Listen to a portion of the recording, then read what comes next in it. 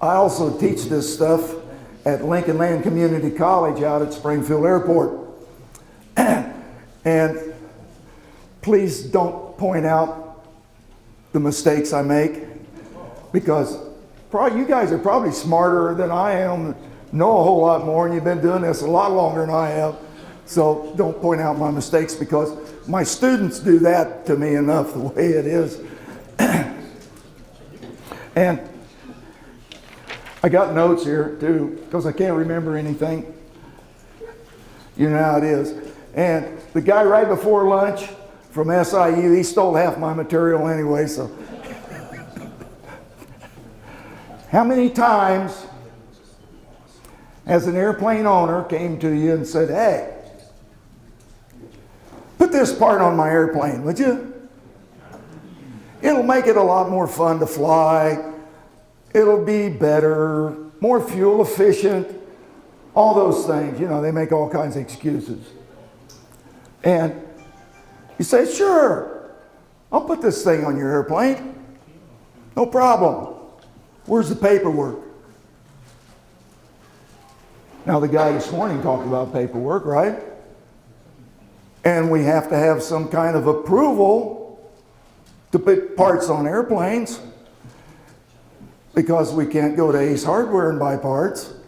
Well, some people do, but we're not supposed to, right? Has to be certified parts to go on airplanes, certified airplanes. So anyway, these guys are always coming up with these things.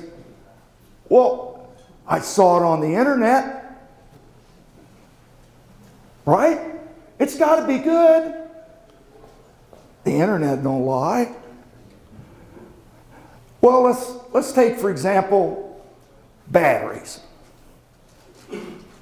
Now, I'm talking about piston engine airplane. How many people work on piston engine airplanes? Right. Let them young people work on them smoking, stinking things. I don't even like them. Real airplanes have piston engines, right? So anyway, we got to have a battery. We got to get this thing started. And a typical airplane battery, this is a G25, 250 bucks. Aircraft Spruce will even send it to you free. I mean, no shipping. I didn't mean the battery was free. So this battery belongs in a certified airplane. It's a certified battery. But how many airplanes have we seen with one of these in it? Bob and I was just talking about this. And the airplane owner says, hey, I don't need a $250 battery. This $25 Walmart jobby will do the same thing, right? 12 volts is 12 volts. It'll start my airplane up. In fact, at the school I work at, we sometimes use these batteries on run-up stands. How many of you have ever seen a run-up stand fly? Right? Yeah. We don't need to worry about a certified battery in our run-up stands. And I have to admit, a few years ago, I redone a Stinson. It took me 2 years to redo this airplane. And I went out to Walmart and bought one of these batteries and put in it. I wasn't intending to fly with that battery. I put it in there so I could test out the systems. I tore this airplane completely apart, fixed what needed to be fixed, put it back together, and I thought, if something don't work quite right, I don't want to short out a $250 battery. So I went to Walmart and I got one of these. Actually, I think I gave $34 for the one I got the high dollar model. Yeah, I didn't want the $25 battery. I was going to do $35. So I put it in the airplane, made sure everything worked right. It had new avionics in it. It had a couple other little gizmos that I put in there that was certified because I had the paperwork, right? We got to have paperwork. Yeah, paperwork. Approval. What gives us the approval? Well, in this case, we have written information. Let's take a PA-28. A lot of them flying around. Probably you guys work on a lot of them. PA-28 is a pretty common airplane. And if you look right in the middle, I know you can't see it, I can't either. But this gives you an idea that this battery is certified to go in a PA-28, along with a lot of other Pipers. And if you look in the next column there, it gives you a phone number to call. The next, let's see, what does it say? I can't read it. Oh, it's the STC number. And then the next column is all the different batteries that came out of the factory in PA-28s. And the last column is what they recommend for the airplane that's certified. But in any event, we have to put a certified battery in a certified airplane. We can't use a $35 battery or a $25 battery. Why not? Well, Bob was just telling me a story about a guy that crashed his airplane, and he said the reason he crashed was the alternator quit working. Sounds reasonable to me, huh? The alternator quits working, the engine stops. Oh, it don't work that way? What do you think, students? If an alternator quits working, does the engine stop? No. The magnetos will keep on churning. Well, anyway, Bob said he had to go look at the airplane, and it had one of those $25 batteries in it. Amazing. Among other things. And I'll come back to this little story later about the $25 battery. A friend of mine brought me this thing. I was doing an annual on his Stinson. In case you're not familiar with this thing, it goes over the oil cooler, and you can control the temperature of the oil cooler by how much you open the vents. And he said, I bought this because other Stinson owners are putting them on their airplanes. Okay. Where's the paperwork? He's not a mechanic. He don't know anything about paperwork. What kind of paperwork? I said, approval. I've got to have something that tells me that that thing is approved by the FAA to go on your airplane. Oh, well, I bought it on eBay. Of course you did. But all these Stinson guys are putting them on their airplanes. There's even a YouTube video on how to put this thing on your airplane. Whoa, now you got my attention. So I fire up my old computer and I go on YouTube and I watch this video. Don't watch it. As an airplane mechanic, you'll get upset in a hurry. The guy that's presenting the video is not only not a mechanic, I don't even know if he knows a screwdriver from a pair of pliers. Because what's he do? How's he put this thing on? Well, he puts it behind the oil cooler. Nothing wrong with that. It does its job, right? It stops the airflow through the oil cooler. But it's the way that he mounted it on the oil cooler. He wrapped some silicone rubber around the oil cooler, stuck this thing on there with some band clamps. Good idea, right? Them band clamps won't chew through that silicone. It won't chew into that oil cooler and cause a big oil leak. And you'll lose all your oil in flight. And then it'll be more than your alternator stopping the engine. They won't run too good without oil. They'll run real good without electricity, but they won't run very good without oil, right? So, I dug this little goodie up because One guy told me it's listed in the type certificate data sheet for Stinson airplanes. So I got the type certificate data sheet out, and sure enough, it says oil cooler shutter installation by Baker Eberly Aviation in Detroit City Airport, 1947. Can I use it? Can I put it on the airplane? You think so? Yeah? Where does it say Baker Eberly on that? Maybe if it was a Baker Eberly, I might think about installing it on the airplane, but I still don't have any paperwork. I don't have anything telling me, how was this thing made? Who made it? Where was it made? And that's where we get in to the problems with the FAA. They want to know this stuff. That's why we have to use approved parts, right? The type certificate data sheet says, yep, you can put it on, but it weighs 2 pounds. The one he brought me weighed about 6 ounces. And they happen to be off of home-built airplanes.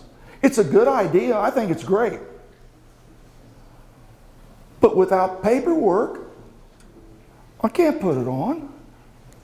I don't think I can. So this is the ad out of Aircraft Spruce's catalog. This picture came out of Aircraft Spruce's catalog. And if you want to, that guy back there will probably help you look it up. Like I said, it's a great idea. Wonderful. But I just can't go sticking any kind of what's it on a who's it. And this is the rest of their page. And right down here it says, question, is this anti-splat oil cooler good FAA approved? And Aircraft Spruce honestly says, nope. No way, Jose. Well, that right there tells me that I ain't putting it on the airplane. Sorry, can't do it. So, what's the FAA say about all this? Well, 21.9 says the product under a type certificate.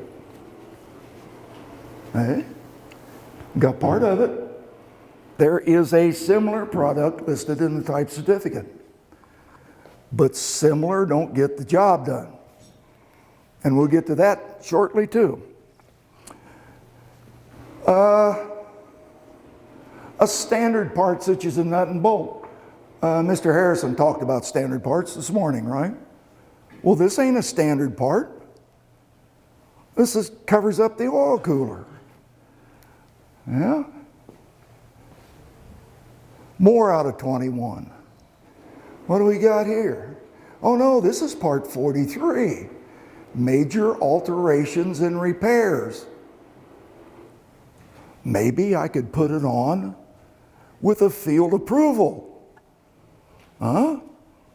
You think I could sell the FSDO on the fact that this thing is not an approved part, but I want to put it on this airplane anyway? What do you think about that? Does that sound reasonable? Field approval? Yeah. Is it legal then? What's that? If the FAA does sign it in their block on the 337, is it legal? You think we could get the FAA to go for this thing? I don't think so either. Because, like us, they probably wouldn't want to take responsibility for it. And that's what it boils down to, right, guys? When we put our name on the line, we're taking responsibility for something. Pardon me. And I doubt if they want to take responsibility for it. I know I don't want to. And we'll get to some more of that in a minute too. So, what else we got here? Oh, look here what I found. 43 Appendix A says that any change to the basic design of the fuel, oil, cooling, heating, any of that, you better know what you're doing, because the FAA probably won't go for it. And that's exactly what this thing does. It changes the cooling through the oil cooler, and might even change the aerodynamic characteristics of the airplane. I don't know, I'm not an engineer. I'm just a silly old mechanic. And like I said a while ago, I'm not smarter than anybody here. I'm just crazy enough to get up here and talk about it. And believe me, it's a lot different talking to 150 of my peers than it is talking to a classroom full of students. So maybe I'm double crazy, huh? And besides that, my director's sitting here too. So what about acceptable parts? Well, if you look at this little advisory circular right here, it talks all about acceptable parts. Describes standard, I got ahead of myself. We was talking about field approval. And if you never have downloaded this thing right here, even if you have got field approvals, download this AC. It's a wealth of information. I know the first time I went and got a field approval, Kurt Lindauer was still working at the FSDO. Kurt and I got along real well.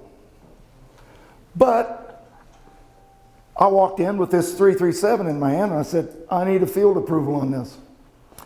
It was to put an oil cooler on a Stinson. A certified oil cooler. So get back to your question. It was a certified oil cooler, but it didn't have the same part number as a Stinson because they hadn't been made for 70 years. So I had to find a new oil cooler that I could adapt and put on this Stinson that satisfied me that, number one, it was going to work right. What else do you have to look for when you're even installing something under an STC? You have to make sure it's compatible with everything else on the airplane, right? In fact, some STCs tell you that. If you put this part on and this part's already on there, you better make sure they work good together. So anyway, I went over to Kurt and I said, hey, man, I was proud. I got this 337, got her all filled out. I need a field approval, buddy. He looked it all over and he said, well, this is wrong and that's wrong. So you're going to have to go back and redo it. Okay. So I went back and redone it and took it back a couple days later. And he looked at it and he said, well, that's better. Now, I'd never got one of these before. I was pretty fresh out of school. And so I redone it again. I went back, third time. Well, that's pretty good, Jack. But he said, where's your instructions for continued airworthiness? I said, what? It's already got an oil cooler on it. It'll work just like the other oil cooler. Yeah, but he said you need to tell somebody that. How you're going to inspect it and keep it airworthy. So that's when he sent me this thing. And I'm walking away from there muttering to myself, why in the heck didn't he tell me that the first 3 times over here? Well, I think old Kurt was teaching me a lesson. And it was a lesson that stuck with me. Number one, if I'm going to go get a field approval, I better read this thing. And it's even got a map in the back, a tree.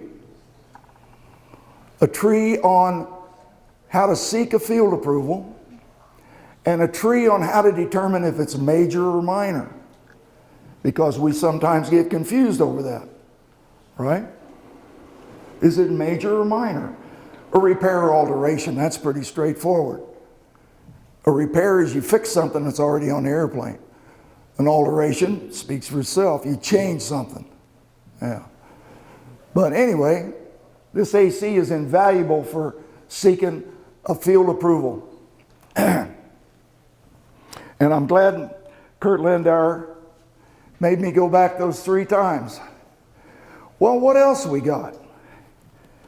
Our old buddy 4313. I work on old planes. Shoot, they're all old anymore, right? Kind of like me. Yeah, old planes. Stensons are 70, 75 years old, and that's kind of what I specialize in. Any old tube and fabric airplane is going to be old unless you got a lot of dollars and can go buy one of them new ones. But even a PA-28, you're looking at a 40-year-old airplane in most cases, right?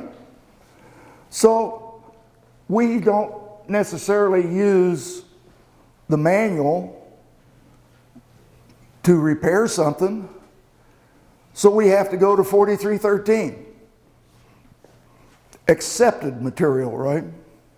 It's not approved, it's accepted.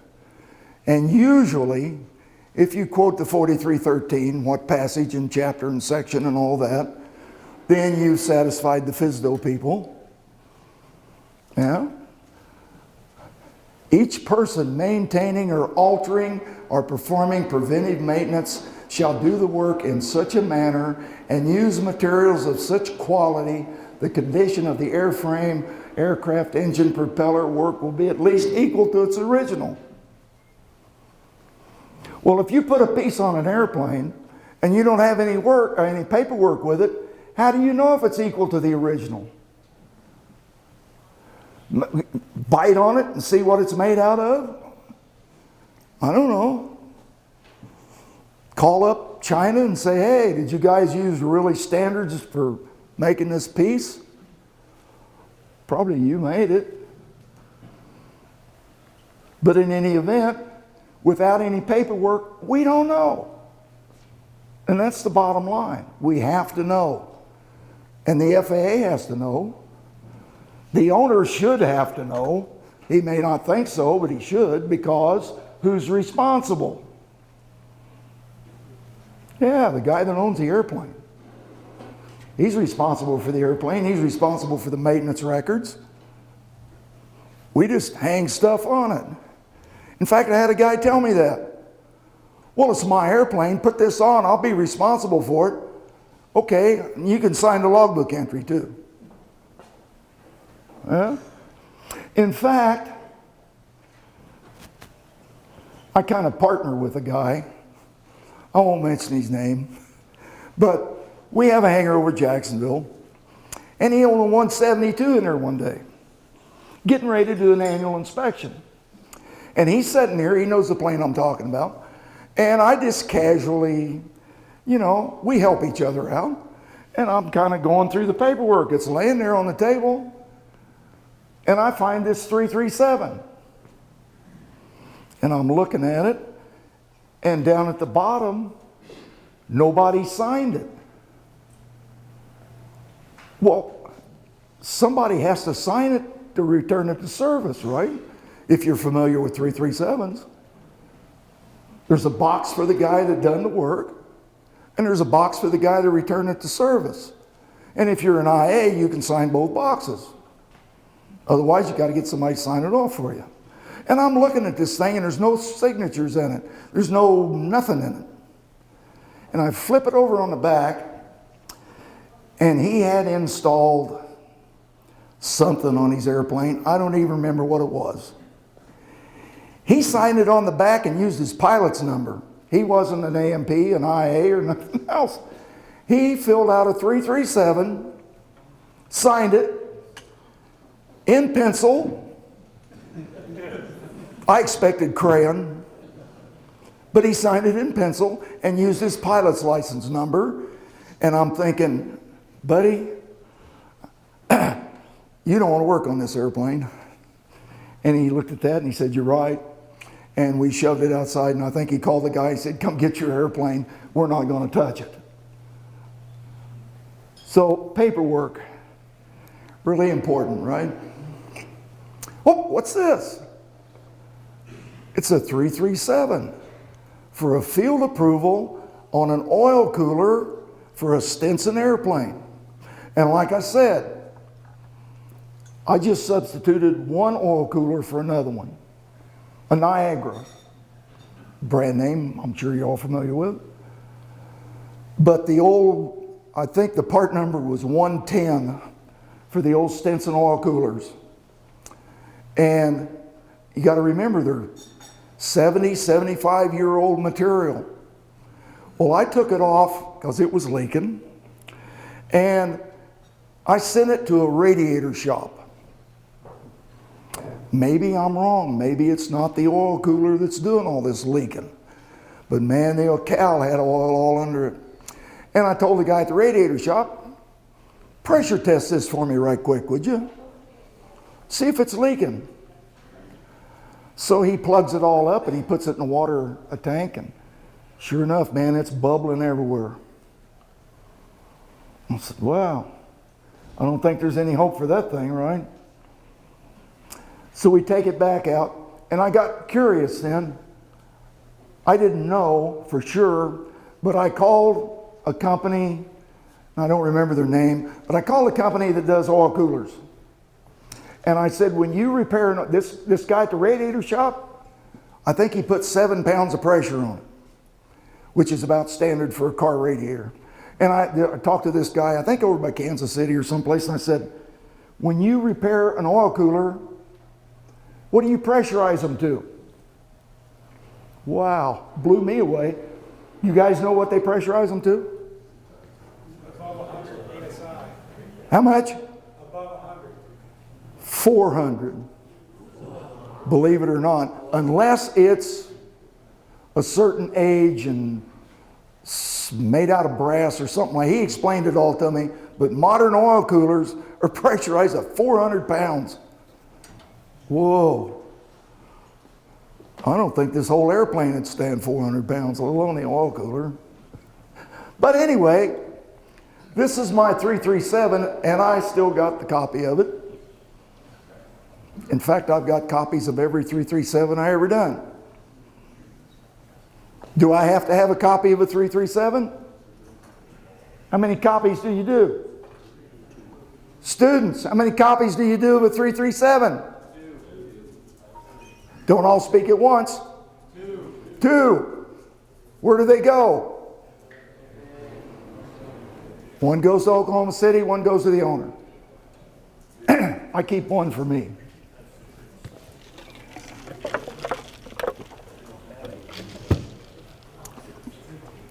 So anyway, I pulled this one out of my file. We don't need to show you the back of it. Here's the advisory circular I was talking about. Purpose of advisory circular. God, I can't read that from here.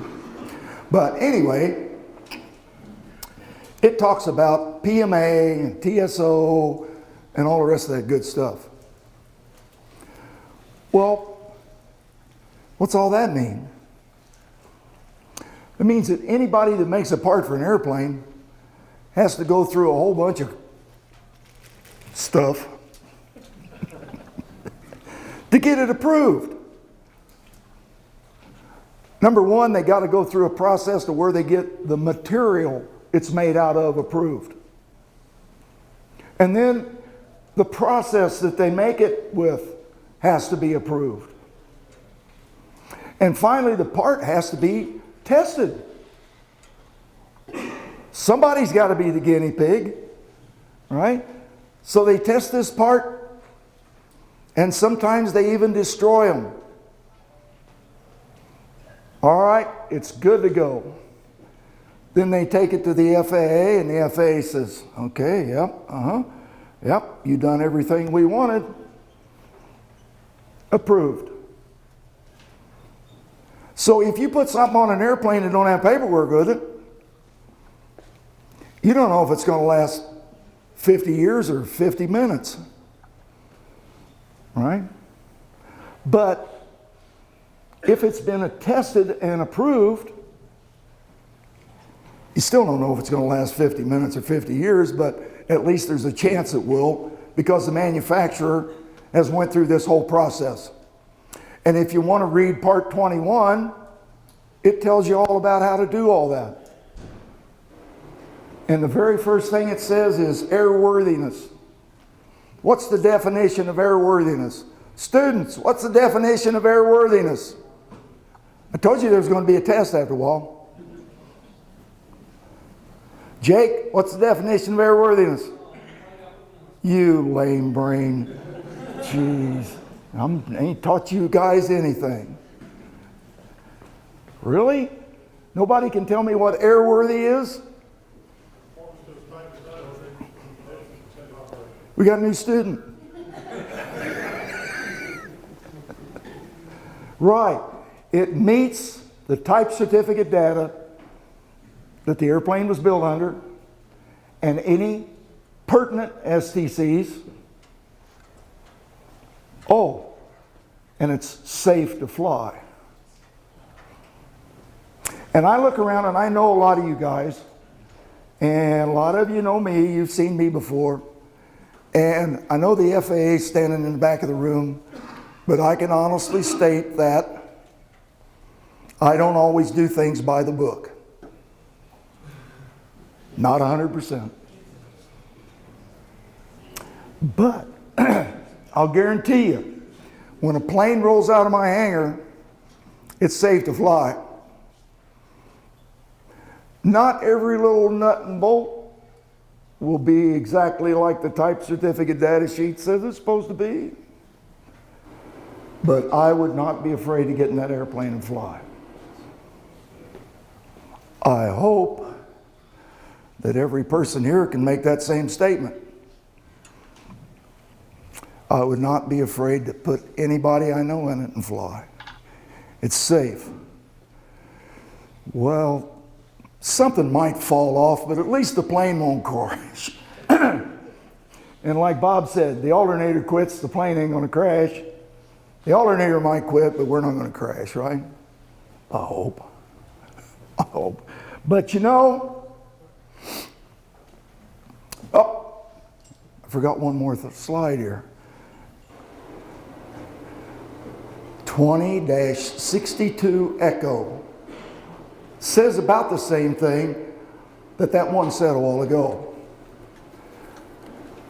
Except they got another little deal here about parts produced by an owner. I really didn't want to get into that, but he brought it up. Yes, under AC 23-27, we are allowed in some cases to make our own parts. But you better read that carefully, because we had an incident with a propeller come up on a certain Stinson, a wooden propeller, and I talked to the FSDO before we done this because I didn't want the owner out $2,000 or $3,000 or $4,000, and the FSDO said, no problem, we'll get a field approval on that propeller and you can put it right on that plane. Okay. Well, after it went through a few other people, the guy at the FSDO came back, who's also a friend of mine, and he said, we better run that by an engineer. This prop came from England, and they make propellers for a lot of airplanes in England. But he said, we don't know anything about how they make their propellers. So we better run this by an engineer. Well, in the meantime, here we go again with the internet. There's about 8 or 10 or a dozen Stinsons flying around with these propellers on them. Some of them have been flying for 6 or 8 or 10 years, and they haven't came apart yet. Scott, where's Scott at? Scott still here? There he is. He showed me a picture a while ago of an airplane he was flying and the prop came apart. And it was a certified part. But, like all of us, it's old. We might fall apart any minute. You never know. So, the FAA gets pretty touchy about what they call flight critical parts. In this case, the propeller is very flight critical, right? If it quits working, the airplane's not going to stay up there very long. And the general public gets real sketchy with us when airplanes start falling out of the sky. And then they call their congressman, and their congressman calls the FAA, and you know how it goes. Well, anyway, the prop story is still pending. We're still trying to get approval on that prop. And in the meantime, there's about a dozen guys, and I've tried to get them to come forward. Hey, you know, you guys have been test beds for this prop. Go to the FAA and tell them it's been on my airplane for 400 hours. Not me. Because then they're going to come knocking on my door. Hey, how come you've been flying with this propeller for 400 hours and you didn't have approval for it? Well, it's on the type certificate data sheet. Come on, please. You know, crazy things we get into. But anyway, like I said, the prop story is ongoing. Hopefully I'll be able to report one of these days that everything's okay. But when it comes down to it, the FAA is sometimes not our biggest problem. These guys.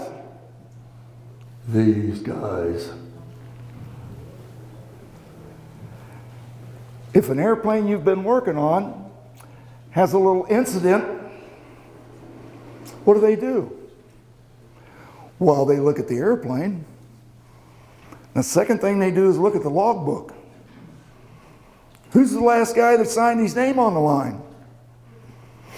Okay. And if it has an unapproved part on it, whether it caused the incident or not, they don't care. All they care about is they're going to save some money because they're not going to pay off. They're always looking for ways not to pay off. Yeah? So, if an airplane you've been working on ends up like this, or this, you can see them swimming away up there at the top. And heaven forbid, somebody gets hurt. Because, especially if the guy that owned the airplane was in it, had a couple of these buddies, and his family is just looking for somebody to sue. The insurance company's already said, we're not responsible because Joe Doe put an unapproved part on the airplane. Well, yeah, but the unapproved part didn't have anything to do with the airplane crash. We don't care. It's unapproved. Therefore, the airplane is unairworthy. I don't care if you have an unapproved paperclip. It's unairworthy.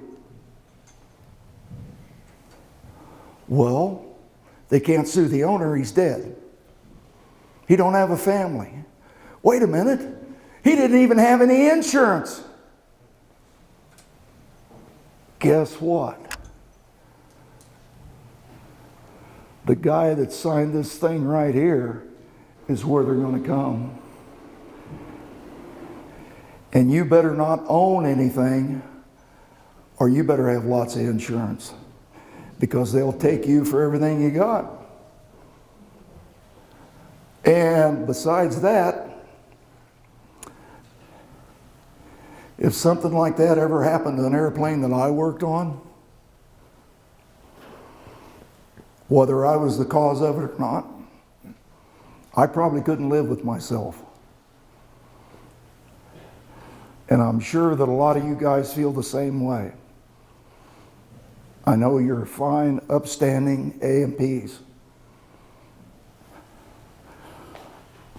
So be careful. Cover your butt. Thank you. Questions? I got a comment. What? bought a PA-22 from an IA mechanic down in Florida. Yeah? He just brought it, just brand new, fresh annual. His son flies it home. Battery went dead. He opens up the battery box. Wheelchair battery in there. All right.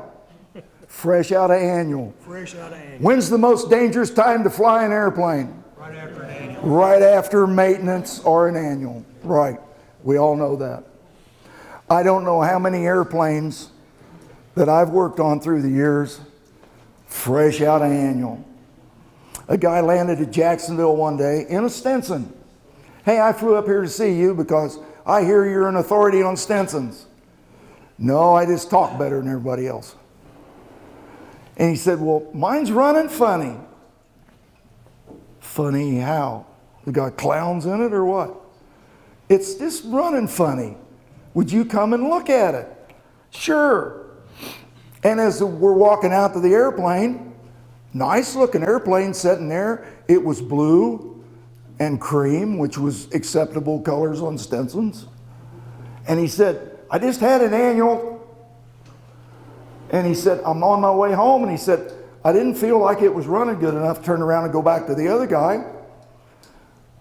So I'm glad you're here. You can have a look at it. Okay, we opened up the cowl. Had Bendix mags on it. Y'all familiar with Bendix mags? Joe's not here anymore. Joe Logie, the slick mag guy. I used to make him mad. I prefer Bendix mags over slicks. Well, you can take a little cover off the back and the points are right there. You could run a piece of sandpaper across the points, wipe them off, gap them, go some more, right? A slick, you can't do that. You got to take the whole mag apart. But anyway, I opened up the cowl and here's Bendix mags and I looked and there's no cover on the back of either one of them. I said, did you do a mag check when you took off? Because there's no P-leads hooked up. The P-leads goes in them plates that covers the points. Well, I noticed there wasn't any mag drop. No, there wasn't no mag drop. Your P-leads ain't hooked up. How's there going to be any mag drop? Well, he said, it was really running smooth and sounded good. So he said, I went ahead and took off. Okay. I said, tell you what, you might want to call the guy that done the annual on it, because I don't want to touch your airplane. If that's the kind of work he does, what else am I going to find wrong with it? That's the question I always ask myself when I see something iffy, sketchy, whatever.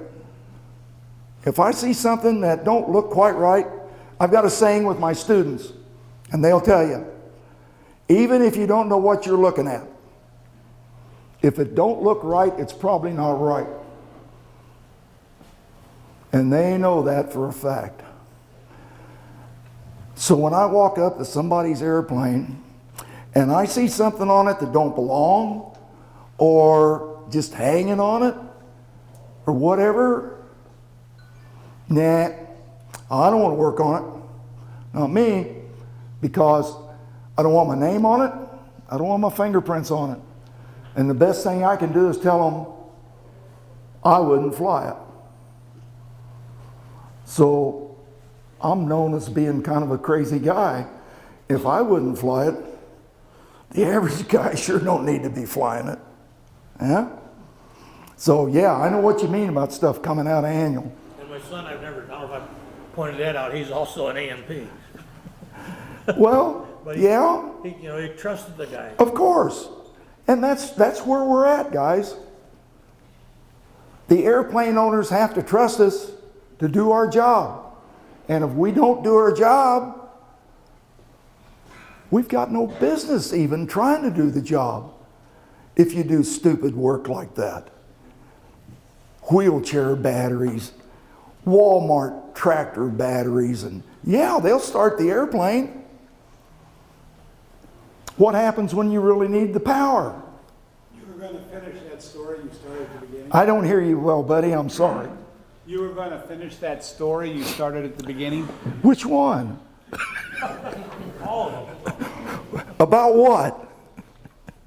Somebody help me out.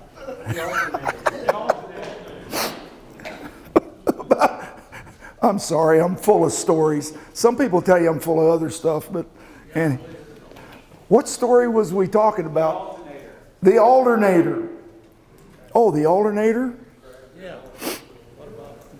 My buddy had a plane in the hangar he was doing an annual on. And I'm working on something else. I think I'm doing a set of wings or something. And right away when I first met this guy, I didn't like him. He's one of them poor airplane owners that'll go out and buy a $150,000 sports car, but he don't want to spend $100 on his airplane, right? So a lot of times my partner will have me do the engine stuff because I'm an engine guy. He do the rest of the plane. I know you're going to say, well, that ain't legal. The guy doing the inspection. Yeah. Okay. Like I said, we know each other well enough that we can do that. And sometimes I sign the logbook, sometimes he signs it. But anyway, this guy's standing there and he's looking. It's got a Lycoming in it. So you know the Lycoming alternator hangs off the front. Got a little belt, goes around the starter ring, right? And he's dumber than a box of rocks on top of it. Well, what's this thing do? I said, it's the alternator. What's that? And I said, well, you see, people get the wrong idea about airplanes. This big engine here, it just generates power to turn that alternator, and then that little belt turns the prop.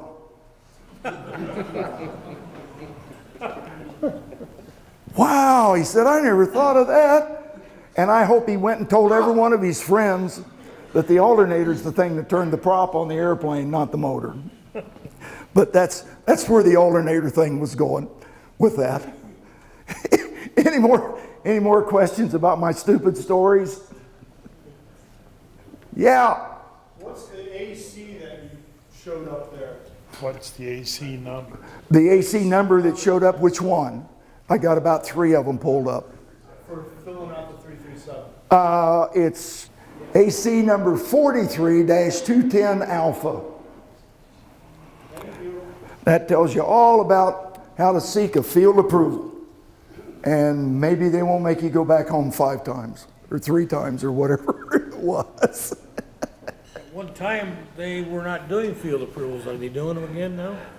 FAA? I've never had any problem with getting a field approval as long as, now wait a minute, when you get a field approval, come on, you're slower than I am. What do? They stamp this in the box and they sign it. And I blanked out the name there because I don't have his permission to use it. I think when Dixie was down here, she didn't allow anybody to do field approvals. She was running the place when I got that one. Really? Okay. Yeah. So, but what are they approving? If you read that statement there, they're approving your approval. They're approving your paperwork. They're not approving your work. Only you approve your work. They're approving the paperwork that you're using to do this work with. In other words, the statement you make on the back. Something like, I installed this oil cooler with 6 bolts on each side and using a plate of 4130, 90 thousandths thick, you know, all that stuff. They're not approving that. They're approving the fact that I used AC 4313 and certain sections in AC 4313 to seek this field approval. So anytime you go get a field approval, they're just approving your paperwork that you're there to get it with. And it's real handy to have somebody else's 337 that's already got this approval, because you can take that in and say, here you go, Mr. FAA guy. I'm doing it just like he done it. Oh, okay. That is a form of approval. and anything else that you can use. Anything else? We all clear? Yeah? You tired of listening to me talk? Wow, you're lucky. They had me scheduled to do 2 programs today. But they said, nah, he's so lame. I don't want to talk to you. God, former student. The engineering department, did they get Chicago involved in that propeller? Do what now? For your propeller approval? Yeah, Engineering, did that come out of Chicago? I know. And the guy that rendered that decision was supposed to be here. He's talking about that propeller. What happened with that propeller was one of those guys with a Stinson took it to an AMPIA in the Detroit area. In fact, he called me. We're friends. We both work on Stinsons. And he called me and he said, well, what about these Hercules propellers? I said, yeah, what about them? Well, are they approved or not? He said, I'm doing an annual on a plane that's got one on it. And I said, well, I'm sorry to say, no, it's not approved, but we're working on it. In fact, the company's got a guy working on it. The International Stinson Club's got a guy working on it. So we're trying to get this thing approved because in a way in England they are approved. And they build a lot of propellers for warbirds. Well, shoot, they got a whole lot more horsepower than them old Franklins is going to have. So anyway, he wrote to Chicago Regional. And a guy named Scott, who puts on a really great program, was supposed to be here today, and he couldn't make it for various other reasons, who knows. He's the one that rendered this decision, and I've read the letter that says that, sorry, because we don't know the kind of glue they use, the clamping pressure, the wood, the process, how they make this propeller, we can't approve it at this time. But they've got letters sent to England seeking that information. So if they put that information out, then hopefully one of these days we'll get approval on it. And he said, to quote, this is even under AC 23-27, because a propeller is a critical flight structure, he said, at this time, I can't even see getting approval under that AC. So who knows where we'll end up with that one of these days.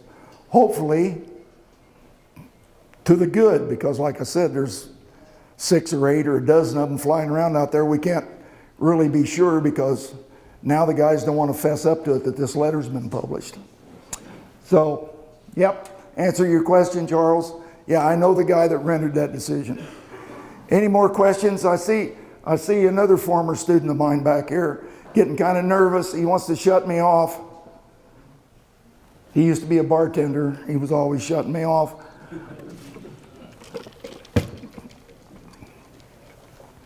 Have a great day, guys. You've been a great audience. Thank you very much.